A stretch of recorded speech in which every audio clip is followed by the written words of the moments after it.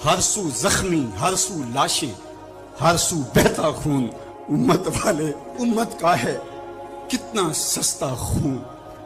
آج امت لہو لہو ہے، اس پوری کائنات میں 1 انچ بھی جگہ ایسی نہیں ہے جہاں آتش و آہن برستا ہو اور وہ کفار کی سرزمین ہو۔ جہاں بھی خون بہتا ہے وہ بستی مسلمانوں کی ہے، جہاں لاشیں گرتے ہیں وہ گھر مسلمانوں کا ہے، جہاں عصمتیں لٹتی ہیں وہ خطہ مسلمانوں کا ہے۔ یہ ہمارے گناہوں کی سزا ہے جو ہم کاٹنے پہ مجبور ہیں، اور جب تک ہم امت نہیں بنتے تب تک رسوائیاں ہمارا مقدر ہوں گی۔ قوت عشق سے جب دہر میں اجالا نہیں ہوتا تو پستیوں کو بلندیوں سے بدلنے کا قرینہ آپ نہیں سیکھ سکتے۔ نام محمد کو تھام کر کے، امت کی وحدت کے تصور کو اجاگر کر کے، حضور کا پاکیزہ وجود جو امت کی وحدت کا ضامن ہے، اس سے بے لوث محبت کا رشتہ اور الفت کا ربط جب تک مضبوط نہیں ہوتا تب تک ہم ان مشکلات سے کبھی بھی نہیں نکل سکتے۔ 1000 فلسفے تراش لیں، 1000 منطقیں بگھار لیں، لیکن کوئی نتیجہ نہیں ہوگا۔ تمہیں نتیجہ تب ہی ملے گا جب حضور کے قلب اطہر کو آرام پہنچاؤ گے، جب امت بن جاؤ گے، جب حضور علیہ السلام سے وابستگی اپنا شعار زندگی بنا لو گے، تو پھر دہر میں اجالا اور روشنی حضور علیہ السلام کے نام کے صدقے سے نصیب ہوگی، اور تقدیر کا قاضی تمہاری سزائیں معاف کر دے گا، اور پھر نتیجہ تمہارے سامنے اس صورت میں نمودار ہوگا کہ تم بحر و بر کے مالک ٹھہرو گے، اور کائنات کے اندر حضور کے ساتھ وفا کے رشتے کے نتیجے کے اندر لوح بھی تمہارے ہاتھ میں ہوگا، قلم بھی تمہارا ہی مقدر ہوگا۔ لیکن شرط یہ ہے کہ تم صحیح معنی کے اندر امت بن جاؤ۔ وَأَنْتُمُ الْأَعْلَوْنَ إِن كُنتُم مُؤْمِنِينَ، یہ میرے رب کا وعدہ ہے، اور میرے رب کے وعدے سچے ہوتے ہیں۔ کہا تم ان کے بن کے تو دیکھو، عزت کا تاج میں تمہارے سر پہ رکھوں گا۔ اور افسوس تو یہ ہے کہ 56-57 اسلامی ملکوں کے حکمران بے حس ہو گئے، انہیں کچھ دکھائی نہیں دے رہا۔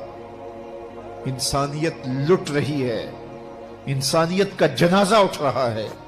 ثناخان تقدیس مغرب اب کہاں ہیں؟ انسانی حقوق کی بات کرنے والے اب کہاں ہیں؟ یہ خون کبھی بھی رائے گا نہیں جائے گا۔ خون جب بہتا ہے تو جم جاتا ہے اور پھر اپنے اثرات چھوڑتا ہے۔ تو اسی خون شہیداں سے چراغاں ہوگا، اور اسی سے اس امت میں بہار آئے گی۔ اللہ اس امت کو اتحاد دے، اس کو اتفاق اور یگانگت کا نور دے۔ جب یہ امت متحد ہو جائے گی تو پھر کوئی میلی آنکھ سے بھی نہیں دیکھ سکے گا۔ لیکن ہمارے افتراق نے، ہمارے انشقاق نے، ہماری باہمی لڑائیاں نے، ہماری جغرافیائی تقسیم نے، ہماری فرقہ وارانہ لڑائیوں نے دشمن کو دلیر کر دیا ہوا ہے۔ آج حکمران صرف اپنے سطحی مفاد کے لیے، صرف سطحی مفاد کے لیے امت کا بہتا ہوا خون گوارا کر رہے ہیں۔ کتنا نازک دور تھا اس امت پر، اور ہم کیا کر رہے ہیں اور کیا کرنے جا رہے ہیں۔ اسلام نے سرخرو ہونا ہی ہونا ہے، یہ بات ذہن میں رکھیے۔ اگر کوئی بزدلی دکھاتا ہے تو وہ بزدلی کی موت مر جائے گا، لیکن اسلام نے غالب ہونا ہے۔ یہ دکھ، یہ اذیت، یہ تکلیفیں، یہ اس وقت جو حالت ہے فلسطینیوں کی، دردناک صورتحال ہے، لیکن اقبال نے کہا تھا کہ خون 100,000 انجم سے ہوتی ہے سہار پیدا۔ کتنے ستاروں کا خون ہوتا ہے، پھر جا کے سہار کا سپیدہ نمودار ہوتا ہے۔ شہادتیں ہوتی ہیں، اذیتوں سے لوگ گزرتے ہیں، پھر نتیجہ پیدا ہوتا ہے۔ تو یہ نتیجہ انشاءاللہ پیدا ہوگا، اور امت کو انشاءاللہ غالب آنا ہے۔ ہمیں اپنے حصے کا کام کرنا ہوگا، ہم نے ان کے ساتھ کھڑے ہونا ہے۔ اس وقت صورتحال یہ ہے کہ پوری دنیا کی اشرافیہ، 1-2 ممالک کے علاوہ، وہ ان کے ساتھ نہیں ہے۔ وہ بیان بازی کی حد تک اپنی عوام کو مطمئن کرنے کے لیے رسمی کارروائیاں کرتی ہے۔ آپ دیکھ لیں پوری دنیا کے اوپر 56-57 اسلامی ممالک جو ہیں، ان کے حکمران، اشرافیہ اور بڑی بڑی فوجیں کہاں کھڑی ہیں۔ سفارتی سطح پہ خلوص کے ساتھ کوشش کی جائے اور اگر لگتا ہے کہ یہ کوششیں برآور نہیں ہوں گی تو ہمارے پاس یہ راستہ موجود ہے جہاد کا. جب آپ کے پاس طاقت ہوگی، توانائی ہوگی، تو پھر آپ کی سفارتی بات بھی مانی جائے گی. رشی کے فاقوں سے ٹوٹا نہ برہمن کا طلسم، عصا نہ ہو تو کلیمی حکار بے بنیاد. حضرت موسیٰ اگر کلیم اللہ تھے، ایک ان کا وصف تھا، لیکن دوسرے ہاتھ میں عصا بھی تھا. جہاد کا آپشن موجود ہے آپ کے پاس، اور انہیں پتا ہو اگر ان کی بات سفارتی سطح پہ نہیں مانے گی تو یہ راستہ ان کا کھلا ہوا ہے اور اس سے گریز نہیں کریں گے، تو پھر آپ کی بات سفارتی سطح پہ مان لی جائے گی. لیکن انہیں پتا ہے کہ یہ چیخ چلا کے رو کے جو ہے وہ پھر خاموش ہو جائیں گے، تو وہ آپ کی اشک شوئی بھی نہیں کریں گے. محض ایک رسم کے طور پہ کاروائیاں ہوں گے اور بات ختم ہو جائے گی. سلامتی کونسل اقوام متحدہ ہمیں کیا دے گی؟ وہ تو استعمال کی باندھی ہے، ہمارے لیے وہ کچھ نہیں کر سکتے. امت کو اپنا پلیٹ فارم فراہم کرنا ہوگا، اور امت کو اپنے مسائل حل کرنے کے لیے ہمارے پیغمبر نے جو راستہ جہاد کا دیا ہے اسی راستے پہ چلنا ہوگا. پھر دیکھنا کہ کس طرح کفر دم دبا کے باغتر گھٹنوں کے وال آتا ہے. مسلمان کا مقابلہ نہیں ہو سکتا اگر وہ غیرت پہ آ جائے تو. دوسرا، اس وقت وہاں بیچارے لوگ سسک رہے ہیں، ان کے پاس دوائیں موجود نہیں ہیں، اور ان کے پاس غذائی قلت ہے، مکان ان کے ختم ہو گئے. اقوام متحدہ کی رپورٹ کے مطابق 52,000 لوگ بے گھر ہو گئے، اور کہیں اس سے زیادہ لوگ بے گھر ہوئے. یہ تو ان کی رپورٹ ہے. تو اس لیے اللہ نے ہمیں آسودہ زندگی دی ہے، تو ہم آدھی روٹی کھا لیں اور آدھی روٹی ان اپنے مسلمان بھائیوں کے لیے بھیجنے کی کوشش کریں. الحمدللہ ہم نے ادارۃ المصطفیٰ کے تحت وہاں کام کا آغاز کیا ہے. اگر کوئی ہمارے پہ اعتماد کرنا چاہے تو ہم بھی اس خدمت کے لیے حاضر ہیں، اور انشاءاللہ آج سے وہاں غزہ کے اندر اللہ کی توفیق سے کام کا آغاز ہو گیا ہے ان کی نصرت اور اعانت کے لیے. باقی مختلف ذرائع ہیں، ان کے ذریعے سے آپ جو ہے وہ ان کی مدد کر سکتے ہیں. آپ کو اطمینان ہو جہاں تو یہ کام کرنے کا ہے. اس وقت سوشل میڈیا اور دیگر جو ابلاغ کے ذرائع ہیں وہ بہرحال اس دور کے اندر مؤثر ہیں، اور ان کے ظلم کو، جبر کو بے نقاب کرنے کے لیے یہ ایک اچھا ذریعہ ہے. اور اس مرتبہ پہلی بار ایسا ہوا ہے کہ پوری دنیا کے اوپر ان کے جور و ظلم سامنے آئے ہیں. پہلے ان کا اپنا میڈیا تھا، میڈیا پہ قبضہ ہوتا تھا اور کچھ باہر نہیں نکلنے پاتا تھا. لیکن اس مرتبہ کیسے کیسے مناظر جو ہے وہ آپ کو دیکھنے کو مل رہے ہیں، اور لوگوں کا جذبہ اور جوش و خروش آپ کو دیکھنے کو مل رہا ہے. تو ہمارے پاس جو بھی ٹولز ہوں ان کے ذریعے سے ہم ان کی آواز کو پوری دنیا کے اوپر پہنچائیں. یہ ہمارا کام ہے جو ہمیں ہر صورت کرنا چاہیے. اسی طرح ان کی مصنوعات کا بائیکاٹ کریں، اپنے ملک کی بنی ہوئی مصنوعات کو متبادل کے طور پہ استعمال کریں، ترکی کی مصنوعات کو متبادل کے طور پہ استعمال کریں. کفر کی آنکھوں میں کھٹکتا ہے ترکی، وہ چبھتا ہے ان کی آنکھوں کے اندر کہ کس طرح اس کو مٹا ڈالیں. تو ان کے ساتھ کھڑے ہوں. آپ سیاحت کرنے جاتے ہیں تو ترکی جائیں دیگر مغربی ممالک کی بجائے. ترکی میں انبیاء کی قبور موجود ہیں، صحابہ کی قبور موجود ہیں، اور ترکی میں اصحاب کہف کا غار ہے. ہماری تاریخ ہے ترکی میں بہت ساری. تو وہاں دیکھیں، اور وہاں ان کے لوگوں کا جذبہ اور ان کا ایمان اور ان کا اخلاق پھر پاکستانیوں سے جس طرح وہ ٹوٹ کے محبت کرتے ہیں. ترکی کی مصنوعات کو استعمال کریں، دیگر بلاد اسلامیہ کی مصنوعات کو استعمال کریں، پاکستان کی مصنوعات کو استعمال کریں. معیار میں کم ہی کیوں نہ ہوں کوئی بات نہیں ہے، مصنوعات جو ہیں وہ اپنے ملک کی، اپنے وطن کی استعمال کریں. تو بائیکاٹ کریں گے تو انشاءاللہ اس سے ان کو مالی نقصان ہوگا، اور جو ہے وہ مسلمانوں کو اس کا فائدہ ہوگا. اسی طرح جو ہے وہ ان کی اخلاقی مدد کریں. جو صحافی ہیں وہ ان کے لیے لکھیں، جو بولنے والے ہیں علماء وہ تقریروں میں، تحریروں میں، گفتگو میں لوگوں کو اویئرنس دیں. اتحاد امت کے ذریعے سے ہم ان کی مدد کر سکتے ہیں. امت اگر متحد ہو جائے، جغرافیائی تقسیمیں، لسانی عصبیتیں اور باہمی ہماری ذاتی رنجشی اور نفرتیں جو ایک دوسرے کے خلاف کھڑی ہو جاتی ہیں اور جس سے امت کا اتحاد پارا پارا ہو جاتا ہے، یہ بدبختی ہوتی ہے. تو ان ساری تقسیمات کو رد کر کے حضور کے نام پر، قدس کے نام پر، قرآن کے نام پر، توحید کے نام پہ ہم جمع ہو جائیں.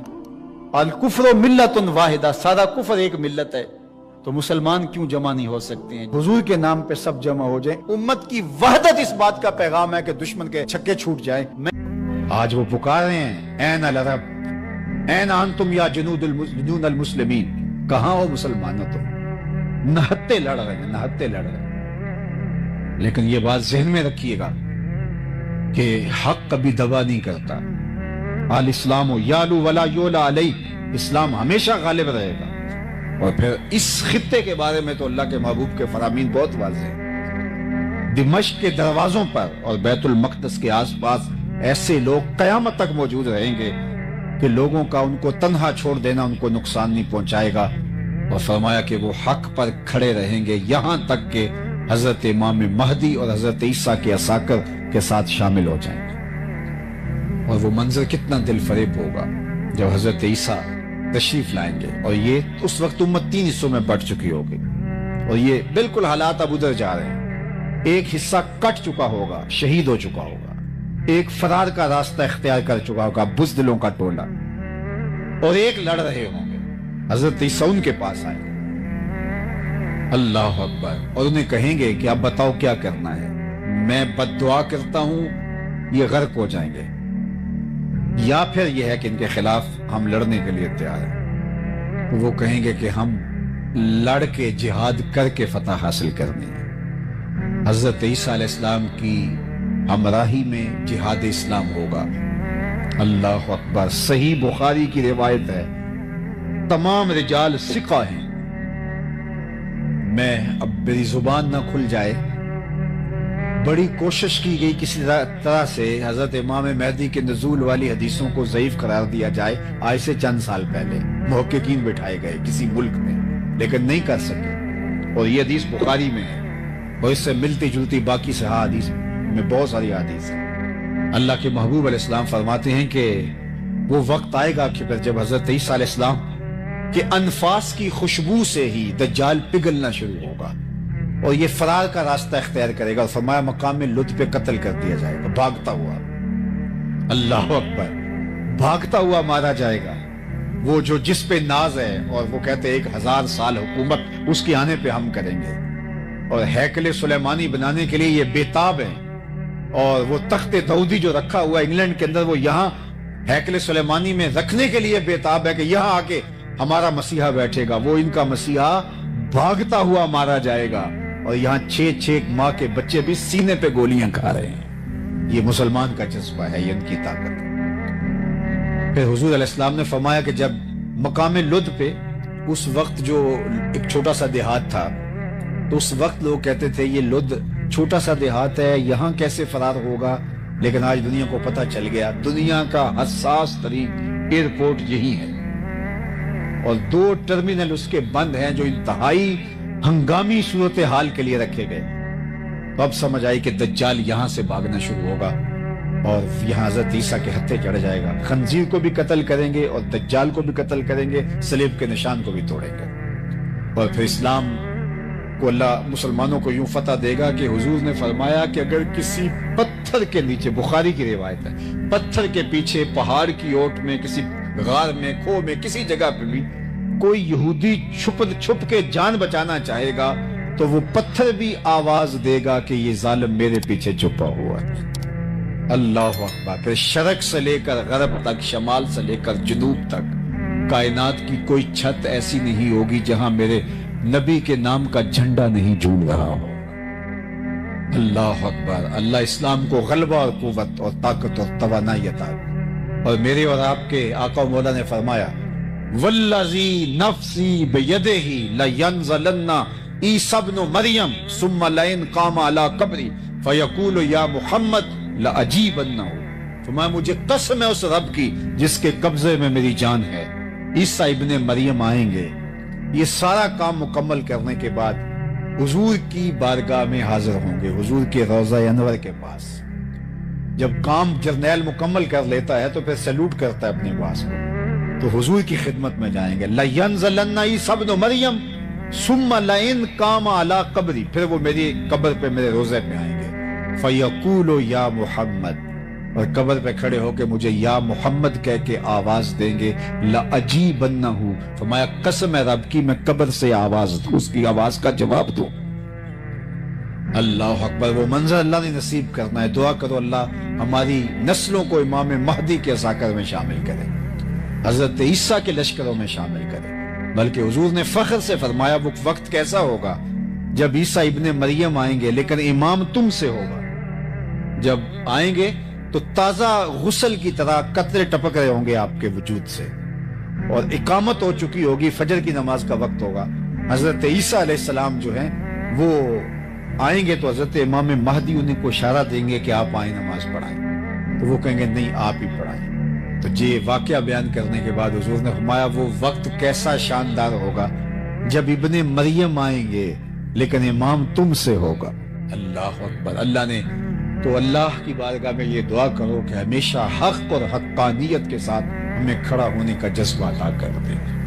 تو ام المومنین نے کہا کہ آپ کا رب آپ کو کبھی بھی پریشان نہیں ہونے دے گا، اس لیے کہ آپ کے اندر یہ وصف ہیں، یہ نمایاں 6 وصف ام المومنین نے بیان کیے۔ آئیے میں اور آپ دیکھیں، اپنے اندر اتر کے دیکھیں۔ میں یہاں اگرچہ ممبر پر بیٹھا ہوں لیکن میں اپنے اندر اتر کے دیکھوں، میرے اندر یہ اوصاف ہیں، ان اوصاف کا کوئی حصہ ہے، اگر ہے تو مجھے مبارک ہو۔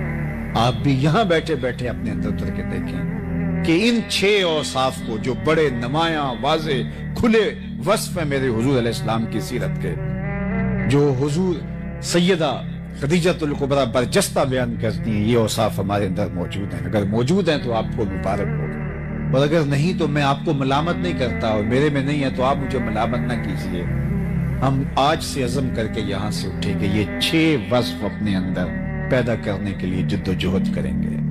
پھر سن لیجئے، انک لتصل الرحم، آپ صلہ رحمی کرتے ہیں۔ دوسرا وصف، وتصدق الحدیث، آپ ہمیشہ سچ بولتے ہیں۔ وتحمل الکلہ، جس کا کوئی بوجھ اٹھانے والا نہیں اس کا بوجھ آپ اٹھاتے ہیں۔ وتکسب المعدوم، اور جس کا کوئی کمائی کرنے والا نہیں اس کی ضرورت آپ پوری کرتے ہیں۔ وتقری الضیف، اور اونچے درجے کے مہمان نواز ہیں۔ وتعین علی نوائب الحق، اور حق کے راستے کے اندر جو لوگ کھڑے ہوتے ہیں آپ ان کے ساتھ کھڑے ہوتے ہیں، آپ کا وزن ان کے پلڑے میں۔ تو اللہ ہمیں ہمارے نبی علیہ السلام کی سیرت اپنانے کی توفیق دے۔ اللہ کے محبوب علیہ السلام کی سیرت اور اسوہ یا نور کو سمجھنے کے لیے آقا کریم کے قریب ترین لوگوں سے اگر ہم سوال کریں تو وہ حضور کی سیرت کے جلی عنوان ہمارے سامنے رکھتے ہیں۔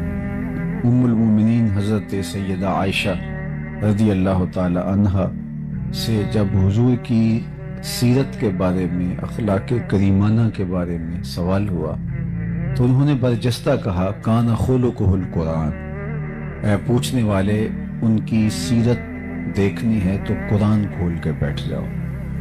قرآن مجید نے جن احکام کو بجا لانے کا حکم دیا ہے آپ حضور کو ان کے ساتھ کھڑا ہوا دیکھو گے، اور جن امور سے منع کیا ہے آپ دیکھو گے کہ اس زون میں حضور آپ کو نظر نہیں آئیں گے۔ حضرت ام المومنین سیدہ خدیجۃ الکبریٰ رضی اللہ تعالی عنہا، جو حضور علیہ السلام کی وہ زوجہ محترمہ ہیں کہ جنہوں نے حضور کے کردار سے متاثر ہو کر ہی حضور سے نکاح کیا تھا۔ جب میسرہ غلام نے آ کر کے بتایا سفر شام میں حضور کے کردار کی کہانی ان کے سامنے رکھی تو انہوں نے حضور علیہ السلام کو پیغام نکاح بھیج دیا۔ اب آقا کریم علیہ السلام کے ساتھ ان کی رفاقت کا ایک طویل عرصہ گزرا۔ تقریباً نکاح کے 15 سال بعد حضور علیہ السلام کے قلب اطہر پر نزول وحی جب ہوئی تو قرآن تو وہ ہے کہ اگر پہاڑوں پہ بھی اترے تو وہ بھی ریزہ ریزہ ہو جائیں۔ یہ تو حضور علیہ السلام کا قلب انور تھا جو اس کو سہار گیا، لیکن اس کا ایک احساس تھا۔ تو آقا کریم گھر پلٹے پہلی وحی کے نزول کے بعد، اور آپ کو ایسے تھا جیسے سردی لگ رہی ہو، تو کہا زملونی، مجھے چادر اوڑا دو۔ تو ام المومنین سیدہ خدیجۃ الکبریٰ رضی اللہ تعالی عنہا نے حضور کے کندھوں پہ چادر ڈال دی، اور آقا کریم نے فرمایا مجھے اندیشہ جاں ہے تو فرمایا کہ آپ کا رب آپ کو کبھی بھی ضائع نہیں ہونے دے گا. کیوں؟ اس کی وجہ بیان فرمائی اور برجستہ بیان فرمائی. بخاری میں ہے، باقی کتب حدیث میں ہے، اہل سیر نے اس پر تفصیل سے لکھا. 5 یا 6 کلمات انہوں نے ارشاد کیے. کلا واللہ ما یخزیک اللہ ابدا. سب سے پہلے تو انہوں نے حضور کو تسلی دیتے ہوئے کہا کہ ایسا ہرگز نہیں، آپ کا رب آپ کو کبھی بھی ضائع نہیں ہونے دے گا. کیوں؟ انک لتصل الرحم. آپ صلہ رحمی کرتے ہیں، رشتہ داروں کے ساتھ سلوک اچھا کرتے ہیں. تو جو رشتہ داروں کے ساتھ سلوک اچھا کرتا ہے تو یہ پہلا امتحان ہے کسی شخص کا. اچھی معاشرت کی تشکیل جب ہوتی ہے تو اس کا پہلا دائرہ رشتہ دار ہوتے ہیں، اور اگر یہاں کوئی کامیاب ہو گیا تو دوسرے دائرے میں، تیسرے دائرے میں، چوتھے دائرے میں بھی آپ اس کو کامیابی کے زینے چڑھتا ہوا محسوس کریں گے. کیونکہ رشتہ دار ایک تو اتنی جلدی کسی کو مانتے نہیں، اور دوسرا رشتہ دار اس رشتہ داری کی وجہ سے بات کرتے ہوئے بھی دیر نہیں لگاتے اور ایک دم اچھال کے بھی رکھ دیتے. یہ تو کوئی ہوں گے کہ جو اس بات کا خیال رکھیں، لیکن عمومی طور پہ رشتہ داروں کے رویے بہت تلخ ہوتے ہیں اور بہت کھردرا انداز ہوتا ہے. ہمارے ہاں یہ جو شریکہ برادری کا تصور ہے، تو حالانکہ شریک تو شرکت سے نکلا ہے، لیکن بہرحال یہ کسی اور مفہوم میں اپنا راستہ بنا گیا، اور عمومی طور پہ رشتہ داروں کے رویے ناہموار اور غیر مناسب ہوتے ہیں.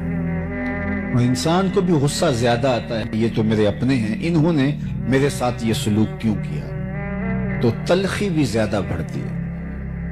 اب ہی تو بندے کا امتحان ہوتا ہے کہ اس تلخی کو قابو پا سکتا ہے کہ نہیں، اس رد عمل کو اس کی عملی تنفیذ کرتا ہے یا اس کو وہیں روک لیتا ہے. تو یہ بندے کا سخت امتحان ہوتا ہے، اللہ بندوں سے امتحان لیتا ہے. اور یہ سب سے پہلا دائرہ ہے انسان کے ارد گرد معاشرت کا دائرہ. اس لیے میرے اور آپ کے آقا مولا نے فرمایا کہ جو یہ چاہے کہ اس کی عمر میں برکت ہو اور رزق میں اضافہ ہو، وہ رشتہ داروں کے ساتھ سلوک اچھا کرے. اگر کوئی شخص اپنے رشتہ داروں کے ساتھ رویہ اچھا رکھتا ہے تو اس کی عمر میں بھی برکت ہوتی ہے اور رزق میں بھی اضافہ ہوتا ہے. امتحان بھی بہت بڑا ہے، لیکن نتیجہ بھی دنیا اور آخرت میں اللہ تعالیٰ اس کو عطا فرماتا ہے. اب رشتہ دار کے تلخ رویوں کے باوصف ان کے ساتھ اچھا سلوک، یہ کسی شخص کا پہلا امتحان ہے جب وہ معاشرے میں اترنے لگتا ہے، چونکہ اس کا پہلا دائرہ ہی یہی ہوتا ہے. تو ام المومنین نے حضور کا جو نمایاں وصف بیان کیا وہ یہ تھا، انک لتصل الرحم. آپ صلہ رحمی کرتے ہیں. چونکہ بیوی سے بڑھ کر کون جانتا ہے کہ میرے شوہر کے دل میں رشتہ داروں کے لیے کیا جذبات ہیں. تو یہ بات ام المومنین نے برجستہ حضور علیہ السلام کے لیے کہی.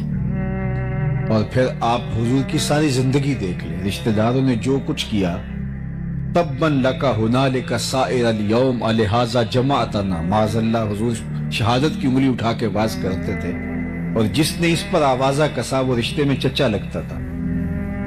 تو اس کے جواب میں قرآن نے کہا تبت یدا ابی لہب و تب، تیرے دونوں ٹوٹ جائیں. لیکن یہ پہلے جملہ چچا نے کہا تھا. راہوں کے اندر گڑے چچا کھودتا تھا. سکی چچی جو تھی وہ ام جمیل جنگل سے لکڑیاں کاٹ کے لاتی کانٹے دار، اور جن راہوں سے حضور نے گزرنا ہوتا ان راہوں میں بچھا دیتی. عقبہ بن ابی معیط اپنے گھر کا سارا کوڑا اٹھا کے حضور علیہ السلام کے دروازے کے سامنے پھینک جاتا.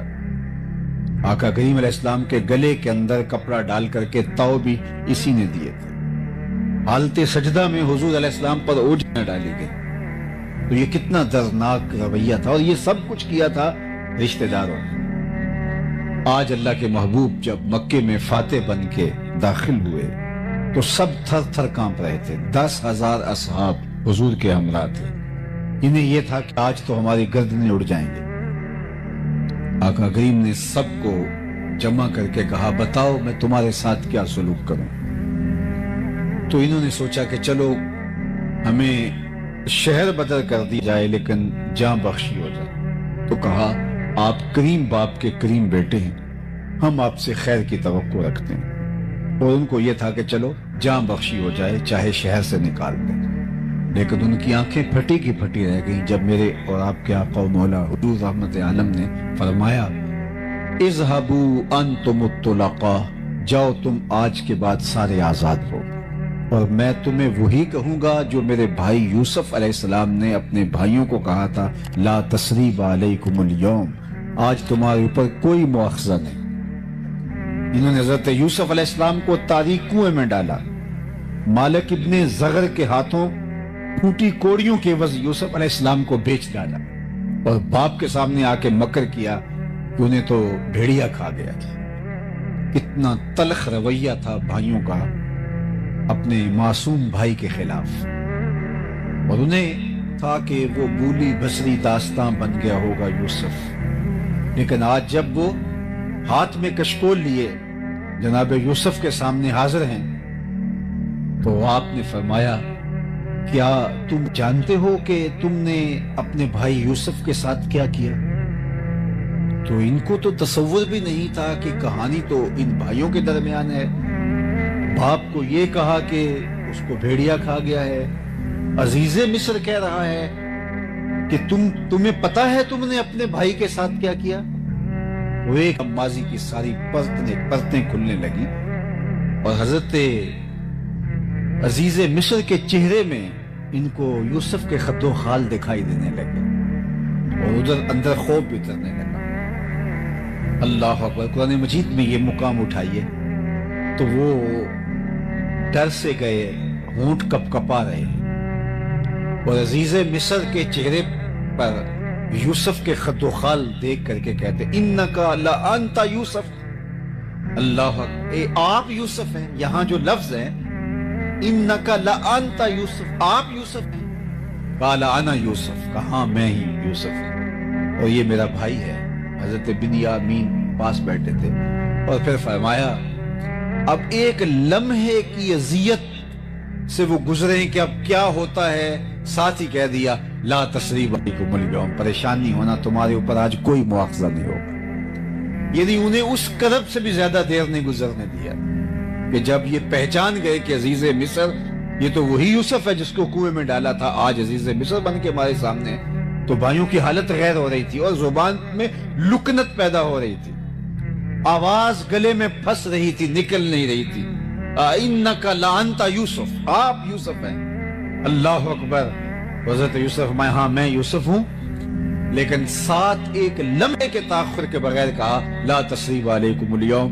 तो अल्लाह के महबूब अलैहिस्सलाम ने फरमाया कि मैं आज तुमसे वही कहूंगा जो मेरे भाई यूसुफ ने अपने भाइयों से कहा था, आज तुमसे कोई मुआवजा नहीं किया जाएगा। उस्मान बिन तलहा ये काबतुल्लाह का कलीद बरदार था और अल्लाह के महबूब अलैहिस्सलाम ने इससे कहा कि काबतुल्लाह का दरवाजा खोलो, मैं अंदर जाके नवाफिल अदा करना चाहता हूँ, नमाज पढ़ना चाहता हूँ, अल्लाह के हुजूर सजदा रेज होना चाहता हूँ। इसने इनकार कर दिया, नहीं मैं आपके लिए काबा का दरवाजा नहीं खोल सकता।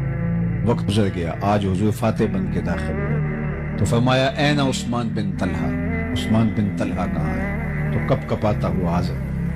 फरमाया, लाओ काबतुल्लाह की कलीद। दरवाजा खोला, हुजूर अंदर उतरे, बुतों को तोड़ा, सजदा रेजियां की अल्लाह के हुजूर, वापस पलटे तो सब सहाबा मुंतजर थे कि ये देखिए किसको मिलता है। उस्मान बिन तलहा को तो दोबारा चाबी नहीं मिलेगी, अब देखिए किसका मुकद्दर खुलता है और ये काबतुल्लाह की कलीद बरदारी का एजाज किसको मिलता है। सब हसरतें लिए खड़े थे, लेकिन हुजूर जब बाहर तशरीफ लाए फरमाया, उस्मान बिन तलहा कहाँ है? हाजिर खिदमत हुआ तो हुजूर ने उसके हाथ में चाबी रखते हुए फरमाया, ये चाबी मैं तुमको दे रहा हूं, कयामत तक ये चाबी तेरी नस्लों से भी कोई नहीं छीन सके सवाए जालिम की। आज भी ये जो शैबी खानदान है काबतुल्लाह का कलीद बरदार, ये हजरत उस्मान बिन तलहा की औलाद से है। तो जब उसने हुजूर का ये सलूक देखा तो आगे बढ़ के आका करीम के हाथ بیعت اسلام کر لی۔ تو یہ سلوک تھا اللہ کے محبوب کا، صلہ رحمی کا یہ عالم تھا، یہ حضور کی سیرت۔ ہم چھوٹی چھوٹی بات پہ کہتے ہیں اگر تم ایک بات کرو گے تو ہم 10 باتیں کریں گے، ایک قدم پیچھے ہٹو گے تو ہم 10 قدم پیچھے ہٹیں گے، تم اگر پتھر مارو گے، اینٹ مارو گے تو ہم پتھر اٹھا لیں گے۔ تو یہ تو کوئی بات نہ ہو، یہ تو ہم اس سے آگے بڑھ گئے۔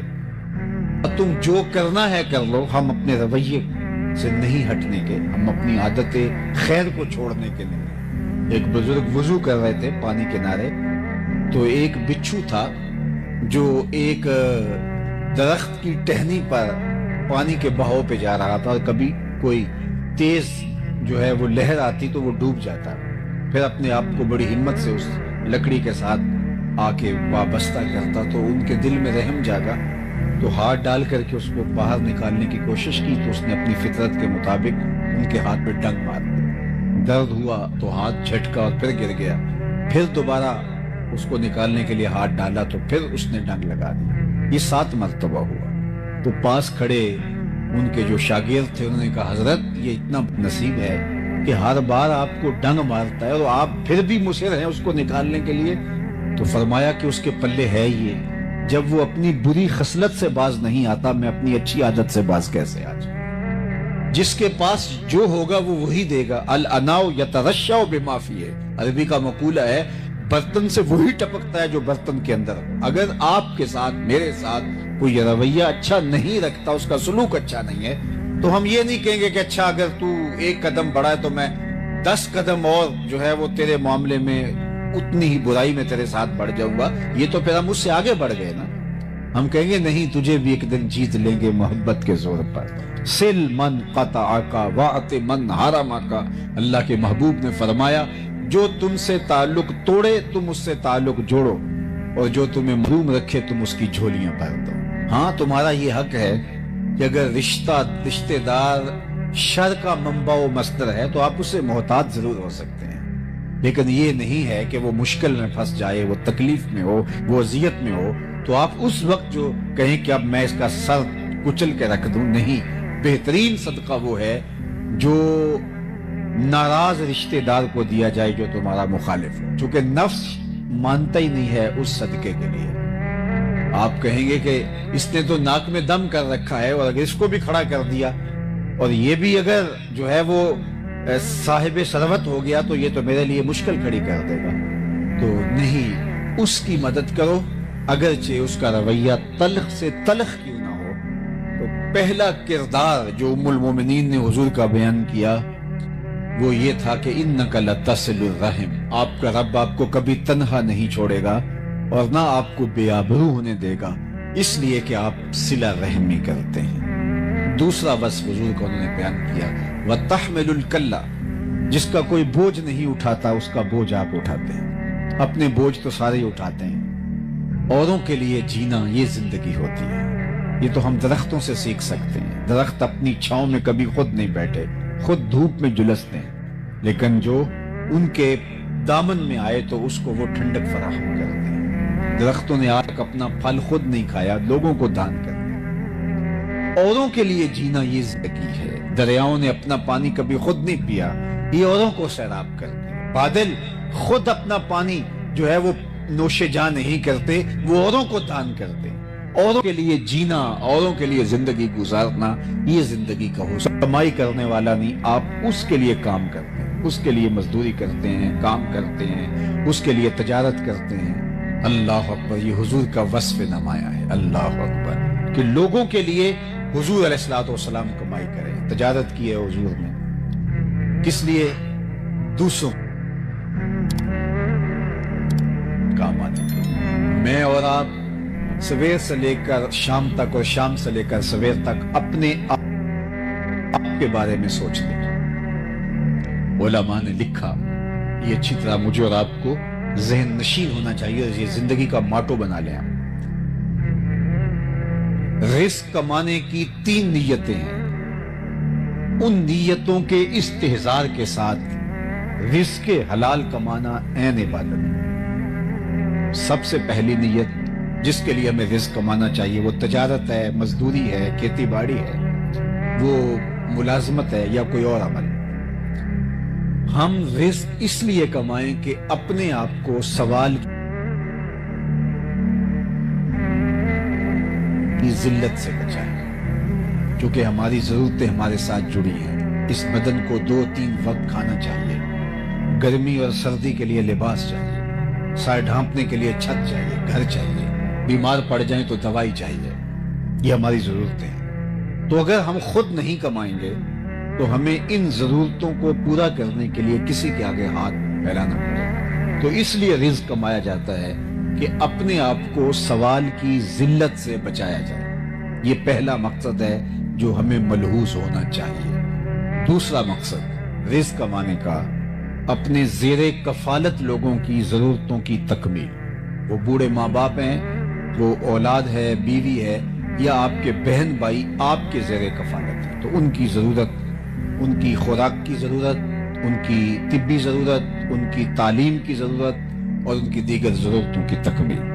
تو یہ دوسرا مقصد ہے رزق کمانے کے لیے۔ اس کے لیے پردیس کاٹا جاتا ہے، اس کے لیے دن رات ایک کیا جاتا ہے، تاکہ میرے بچوں، میرے ماں باپ، میرے اعزاء و اقربا جو میرے زیر کفالت ہے، ان کی ضرورت میرے ذمہ ہے، تو میں آپ دکھ سہ لوں گا لیکن ان کی ضرورت کو پورا کروں گا۔ یہ دوسرا مقصد ہے رزق کمانے کا۔ تیسرا مقصد رزق کمانے کا یہ ہے، اور یہ ہماری نیت میں شامل ہونا چاہیے کہ اللہ تو مجھے میری ضرورت اور میرے زیر کفالت لوگوں کی ضرورت سے اگر زیادہ عطا کرے گا تو میں ان کی ضرورت پورا کروں گا، ان کی ضرورت کی تکمیل کروں گا جو کسی وجہ سے کما نہیں سکتے، اپاہج ہیں، لاچار ہیں، اراملہ ہیں، مساکین ہیں، یتاما ہیں، غربا ہیں، مفلوق الحال ہیں، کثیر العیال ہیں۔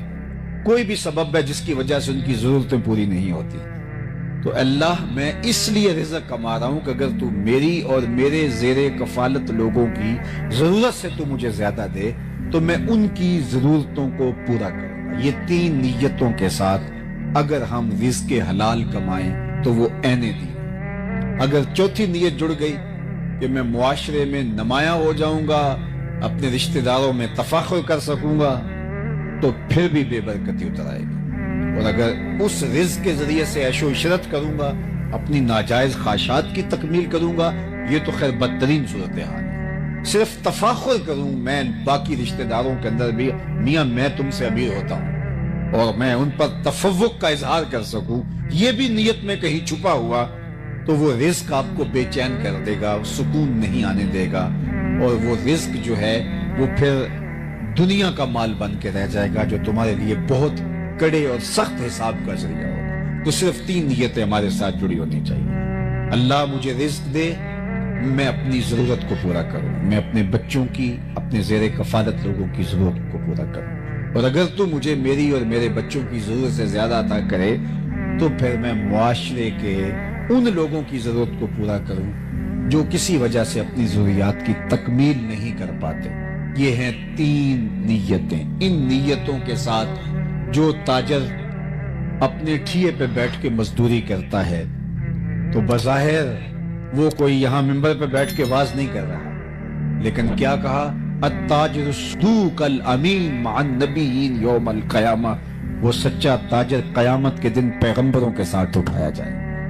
کتنی بڑی بات، چونکہ اس کی نیت میں فرق نہیں ہے، اس کی نیت صرف یہ 3 چیزیں، اور اگر اس کی نیت پھیل گئی، آگے بڑھ گئی اور وہ شر کے زمرے میں آتی ہو تو پھر سب کچھ برباد ہو گیا۔ اس طرح وہ مزدوری کرتا ہے تو الکاسب حبیب اللہ، وہ مزدوری کرنے والا اللہ کا حبیب ہے، یہاں تک کہ جو اس کو تھکن لگتی ہے مزدوری کرتے ہوئے، کاروبار کرتے ہوئے، حتیٰ کہ ذہنی تھکن ہوتی ہے اس کو جو کاروباری مصروفیات کی وجہ سے، لوگوں کے تلخ رویے ہیں کاروبار میں سہنے پڑتے ہیں، تو اس کا بھی اللہ اس کو اجر عطا کرتا ہے۔ بلکہ کاشتکار ہے تو اس کی فصل سے جو چڑیاں چگ کے لے جاتی ہیں، اللہ اس کو بھی اس کے نامہ اعمال میں صدقے کے ثواب کی صورت میں لکھتا ہے، اس لیے کہ اس کی نیت کا خلوص جو ہے اس کو کہاں سے کہاں لے جاتا ہے۔ تو یہ 3 نیتیں میرے ساتھ اور آپ کے ساتھ جڑی رہنی چاہیے۔ میں مختلف اداروں میں بھی جانا ہوتا ہے، یونیورسٹیز میں بھی، کالجز میں بھی، تو وہاں بچے ڈاکٹر بن رہے ہیں، انجینئر بن رہے ہیں، تو ان کو کہتا ہوں کہ یہ ابھی سے اپنی نیت میں شامل کریں۔ یہ ٹھیک ہے، بہت سارے لوگ، پردیس میں جاتا ہوں تو وہاں بھی میں دوستوں کو کہتا ہوں ایک خاندان کو اٹھاؤ، 2 خاندانوں کو اٹھاؤ، ایک گلی کے اندر 10 سے 15 گھر ہوتے ہیں تو ان میں سے عموماً متوسط لوگ ہوتے ہیں تو 2 یا 3 گھر غریب ہوتے ہیں، باقی 2-4 گھر امیر ہوتے ہیں، باقی متوسط ہوتے ہیں۔ اگر ہم صرف اپنی گلی کو اپنے ذمے لے لیں کہ ہم اپنی گلی میں کسی کو بھوکا نہیں سونے دیں گے، اس گلی کے غریب لوگ ہمارے ذمے ہیں، ان کے بچوں کی تعلیم ہمارے ذمے، ان کی شادیاں ہمارے ذمے، صرف ایک ایک گلی کو اپنے ذمے ہم لے لیں تو ایک اچھا صالح پاکیزہ معاشرہ جو ہے وہ تشکیل پاتا ہے۔ لیکن جب ہم خود غرضی کی زندگی گزاریں گے تو پھر معاشرہ اسی طرح کا ہوگا جس طرح اس وقت پایا جاتا ہے۔ اور ہمارا دین صرف ہمیں سجدے کرنے کی تلقین نہیں کرتا، ہمارا دین ہمیں ہمسایوں کا خیال رکھنے کی تلقین بھی کرتا ہے۔ میرے اور آپ کے آقا و مولا نے فرمایا اس قدر مجھے ہمسایوں کے حقوق کے بارے میں تاکید کی گئی کہ مجھے لگا کہ وہ وراثت میں حقدار نہ ٹھہرا دیا جائے۔ اور ہم نے تو یہ پڑھا ہے کہ اگر ہمسایہ بھوکا سو جائے تو 40 دن نمازیں قبول نہیں ہوتی۔ یہ ہمارا دین ہے۔ میرے اور آپ کے آقا و مولا نے یہاں فرمایا اپنے گوشت کی خوشبو سے غریب ہمسائے کو تکلیف نہ دو، یا تو تھوڑا پانی زیادہ ڈال لو اور شوربے کی پیالی ہمسایوں کے گھر بھی بیچ دو۔ اور اگر ایسا نہیں کر سکتے تو ایسے زاویے میں، ایسے وقت میں، ایسی جگہ پہ اس کو پکاؤ کہ غریب تک اس کی مہک نہ پہنچ سکے۔ بچے تو بچے ہیں، ضد کر بیٹھے تو ان بچوں کی ضد کو کون پورا کرے گا؟ پہر کو سلا دیتی ہے بچوں کو وہ اس ڈر سے گلی میں پھر کھلونے بیچنے والا نہ آ جائے۔ اپنی دولت کی نمائش نہ کریں کہ لوگ اذیت میں مبتلا ہو جائیں۔ میں نے تو فقہا سے یہ بھی جو ہے وہ سنا ہے کہ آپ حج اور عمرہ کر کے آتے ہیں تو اس کی بھی بار بار لوگوں کو باتیں نہ سنائیں کہ غریب آدمی اس سے بھی جو ہے وہ اذیت میں آئے گا کہ میرے پاس بھی یہ چیزیں ہوتی تو میں بھی جو ہے وہ چلا جاتا، تو وہ بھی اذیت میں آ جائے گا۔ اس طرح کسی نے کہا تھا امیر آدمی آسائش نہ چھوڑے نمائش چھوڑ دیں تو غریبوں کی جان سوکھی ہو سکتی ہے۔ تو ہمیں ان 3 نیتوں کے استحضار کے ساتھ رزق کمانے کی تلقین کی گئی ہے۔ ہم اوروں کے لیے جئیں، اور جب ہم اوروں کے لیے جینا شروع کر دیتے ہیں تو پھر ہماری زندگی کے اندر جو طمانینت آتی ہے اس کو کسی ترازو پہ نہیں توڑنا جا سکتا۔ ہم ایسے جینا شروع تو کریں، ہم یہ سمجھیں کہ یہ ہمسائے کے بچے میرے بچے اور ان کی ضرورت میرے ذمے ہے اور یہ میرے ذمے ہے، اور معاشرہ اس طرح کس طرح صالحیت کے سانچے میں ڈھل جائے گا۔ مساجد کی انجمنیں جو ہیں یہ صرف اپنا سارا زور مولوی صاحب کے اوپر نہ دیں کہ ان کو کس طرح ہم نے قابو میں رکھنا ہے، یہ پورے محلے کو دیکھیں کوئی غریب بھوکا تو نہیں سوتا، یہ ذمہ داری ہے اس کی، یہ اس کے منصب کے اندر شامل ہے۔ اسی طرح جو زعماء ہیں، سیاسی زعماء ہیں معاشرے میں جن کو اللہ تعالیٰ نے مقام دیا ہے، صرف یہ نہیں ہے کہ بندہ خود کر سکتا ہو، اللہ نے ان لوگوں کو بھی مذمت کی ہے کہ جو خود تو نہیں کر سکتا لیکن دوسروں کو بھی اس کی ترغیب نہیں دیتا تو وہ بھی پکڑا جائے گا۔ وَلَا يَحُضُّ عَلَىٰ طَعَامِ الْمِسْكِينِ فَوَيْلٌ لِّلْمُصَلِّينَ الَّذِينَ هُمْ عَنْ صَلَاتِهِمْ سَاهُونَ الَّذِينَ هُمْ يُرَاءُونَ وَيَمْنَعُونَ الْمَاعُونَ۔ تو یہاں پہلے فرمایا کہ أَرَأَيْتَ الَّذِي يُكَذِّبُ بِالدِّينِ فَذَلِكَ الَّذِي يَدُعُّ الْيَتِيمَ وَلَا يَحُضُّ عَلَىٰ طَعَامِ الْمِسْكِينِ، کہ یہ وہ بد نصیب شخص ہے جو لوگوں کو ترغیب نہیں دیتا کہ فلاں یار غریب ہے اس کی مدد کو پہنچے۔ خود اس کے پاس دولت ہے، وہ تو بہت بڑے امتحان میں ہے، اس کو تو ڈھونڈ کر کے دینا چاہیے، لیکن وہ خود اس اہلیت میں نہیں ہے کہ وہ لوگوں کی مدد کر سکے۔ لیکن وہ لوگ جو غریب ہیں وہ اس کی نظر میں ہیں اور اس کا اثر ان پہ بھی چلتا ہے جو صاحب ثروت ہیں، تو وہ ان کو اگر نہیں کہتا، وہ کہتا ہے مجھے کیا لگے اور میں ان کا احسان اپنے اوپر کیوں لوں، ان کو ترغیب دے کہ ان کی مدد کرواؤں، مجھے کیا لگے۔ تو اللہ تعالیٰ نے سورہ الماعون کے اندر جہاں مذمت کی منافقوں کی، اس کی بھی کی کہ اس کی بد نصیبی کیا ہے، وَلَا يَحُضُّ عَلَىٰ طَعَامِ الْمِسْكِينِ۔ اور سورہ البلد کے اندر فرمایا أَلَمْ نَجْعَلْ لَهُ عَيْنَيْنِ وَلِسَانًا وَشَفَتَيْنِ وَهَدَيْنَاهُ النَّجْدَيْنِ فَلَاقْتَحَمَ الْعَقَبَةَ وَمَا أَدْرَاكَ مَا الْعَقَبَةُ فَكُّ رَقَبَةٍ أَوْ إِطْعَامٌ فِي يَوْمٍ ذِي مَسْغَبَةٍ يَتِيمًا ذَا مَقْرَبَةٍ۔ وہاں ارشاد ہونٹ دیے ہیں لیکن تو ان کے حق میں کیوں نہیں بولا، تو نے ان کی غربت کی آواز دوسروں تک کیوں نہیں پہنچائی۔ تو یہ ہماری ذمہ داریوں میں شامل ہے کہ ہم اپنے اعتراف پہ غور کریں کہ کوئی بندہ اگر بھوکا مر گیا تو وہ بوجھ ہمارے ذمہ ہے، لیکن ہماری بے حسی، پوری دنیا کی بے حسی نے آج انسانیت کو خانوں میں بانٹ دیا ہے، بلکہ میں تو کہتا ہوں کہ جو الگ الگ اچھے اچھے ٹاؤنز بن رہے ہیں، یہ بھی غریبوں اور امیروں کی بستیاں الگ الگ ہو رہی ہیں۔ ڈیفنس میں اور طرح کے لوگ آباد ہیں، غریب محلوں میں اور طرح کے لوگ آباد ہیں، تو بستیاں الگ ہو رہی ہیں، لوگ امیر غریب ان کے اندر جو ہے وہ لمبی لکیریں کھینچی جا رہی ہیں، اور ہمیں جو زندگی دی گئی تھی وہ ترغیب کی زندگی دی گئی، تو اپنے لیے جینا کمال نہیں ہے، اوروں کے لیے کمال ہے۔ تو یہ حضور کا وصف نمایاں ہے جو ام المومنین نے بیان کیا، وَتَقْسِبُ الْمَعْدُومِ، جس کا کوئی کمائی کرنے والا نہیں، آپ اس کی کمائی کرتے ہیں۔ سیرت اس لیے نہیں ہوتی، یا میلاد اس لیے نہیں ہوتا، یا جلسہ اس لیے نہیں ہوتا، یا تقریر اس لیے نہیں ہوتی کہ میں تقریر کروں اور آپ نعرے لگاتے تھکے نہ، اور آپ کہیں کمال کر دیا، کبھی پھول پھینکے کبھی نوٹ پھینکے۔ یہ مجھے اور آپ کو بھولا ہوا سبق یاد دلانا ہوتا ہے، اپنے آپ کو بھی اور آپ کو بھی۔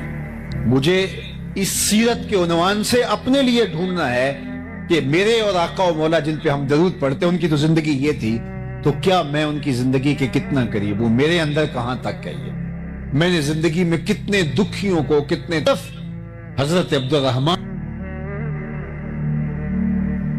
30,000 غلام آزاد کیے۔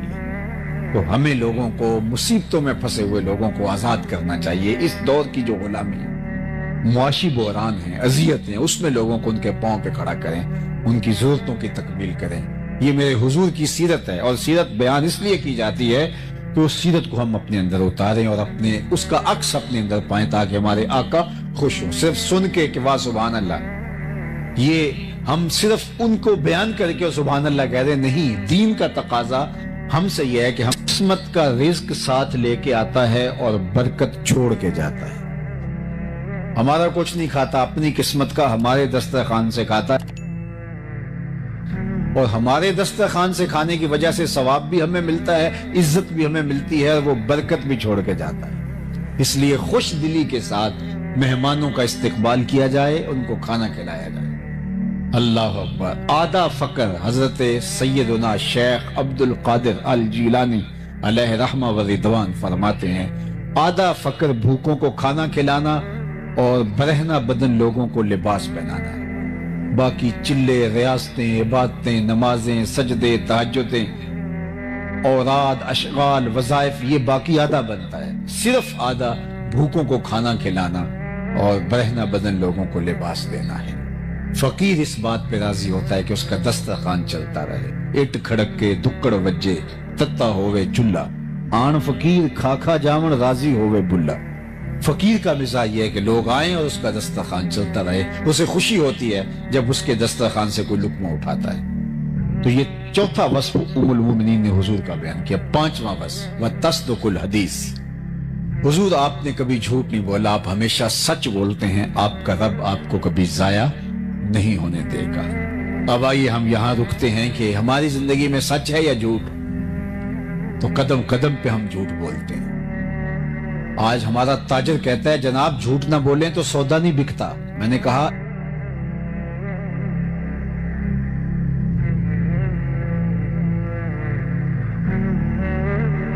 کیسے بیچ لیتے ہیں؟ وہاں تو جھوٹ کا کبھی گزر بھی نہیں ہوا، اور وہ معیشت میں کہاں سے کہاں ہے۔ یہ عجیب فلسفہ تراشا کہ جھوٹ نہ بولیں گے تو سودا ہی نہیں بکے گا۔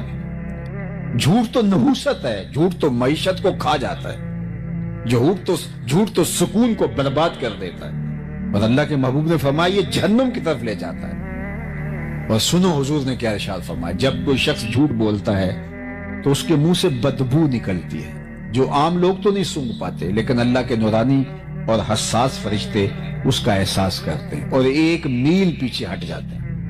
رحمت لانے والے فرشتے جھوٹ بولنے کی وجہ سے بدبو نکلتی ہے، اس سے ایک میل پیچھے ہٹتے ہیں، اور صبح سے لے کر شام تک جہاں جھوٹ ہی ہو تو فرشتے کتنے دور جا چکے ہوں گے۔ باپ بیٹے سے جھوٹ بولتا ہے، بیٹا ماں سے جھوٹ بولتا ہے، ماں بیٹی سے جھوٹ بولتی ہے، بیٹی اپنے بھائی سے جھوٹ بولتی ہے، بھائی اپنی بہن سے جھوٹ بولتا ہے۔ تو ایک گھر سے اتنے لوگ جھوٹ بول رہے ہوں تو وہاں تو بدبو بوکے پھوٹ رہے ہوں گے۔ تو رحمت کے فرشتے تو دور دور کہیں ہوں گے جنہوں نے رحمت لے کے آنی تھی، اب نحوست آ گئی، رحمت والے تو آ ہی نہیں سکتے۔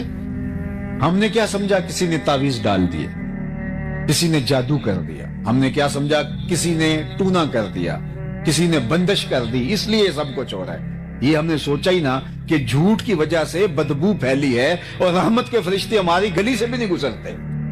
اور ہم گئے پھر بابوں کے پاس اور وہ جھوٹ کا پلندہ تو پہلے یہ جھوٹ کا سامان لے کے گڈی باندھ کے بیٹھا ہوا تھا. اس نے کہا تم تو ویلے سے آ گئے ہو, اگر نہ آتے تو یہ تعویذ چل جانے تھے, ککھ نہیں رہنا تھا تمہارا اگر تم 2 دن لیٹ ہو جاتے. پھر ہر اتوار کو اس ملنگ, اس بابے, اس عامل کی جو ہے وہ کیا اس کو کہتے ہیں, ٹھیا کہہ لیں یا آج کل جو بھی لفظ بولتے ہیں, وہاں جا کے جو ہے وہ چوکی بھرنی پڑتی ہے. اور اتنے بد نصیب ہوتے ہیں, کوئی 3 سال سے نہیں نہایا, کوئی 4 سال سے غسل نہیں کیا, کوئی گالیاں بکتا ہے, کوئی جو ہے وہ بےہودگی پہ اتر آتا ہے. اور روز اخبارات کے اندر آپ دیکھتے ہیں کہ بابے نے کیا کرشمہ کے رکھ دیا, اور عزتوں سے کھیلنے والے یہ لوگ ہوتے ہیں. اور وہاں رش لگا ہوتا ہے, وہاں بھاگم بھاگ ہوتی ہے. کیوں جی؟ یہ ہمارا